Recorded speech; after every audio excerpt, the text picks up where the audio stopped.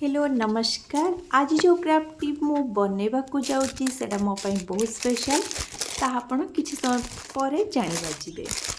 तो सेत पई गोटे रेजिन रो बेस नेछि या किछि ड्राइड फ्लावर आउ देखि पारथुबे एटा होची प्रेगनेंसी किट आउ मो लाइफ रो सबुठ बड़ खुशी रो मुहूर्त को आज मु प्रिजर्व करिया पई चाहूची। रेजिन मिक्स कला परे टिके गोल्डन कलर मिक्स करी गोटे फर्स्ट थिन लेयर नहीं जाइछि कोट ता ऊपर एटाकू रखी फूल गुड़िक को भी भलसे ऑयली मु रखी नौछि। देखिबा ओवरऑल केमती लागिबो तापरे बाकी तक मिक्स रेजिन को या ऊपर दे नौछि।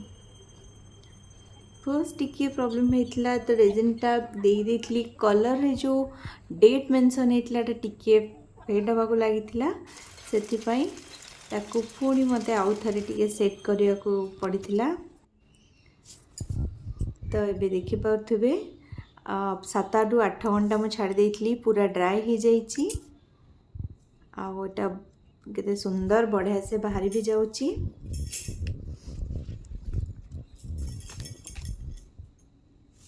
तो रेडी चलतु गोटे वुडन फ्रेम रो पीस नहीं वुडन पीस जो थे कि मुझे स्टैंड करी।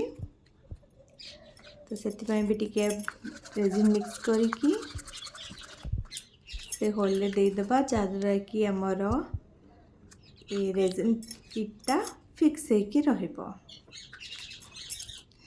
टिके डिफिकल्टी तो होता मत एटा को फिक्स करबा पई से मुझे चारि पाखरु टिके छोट छोट स्टोन दे ताको फिक्स करी।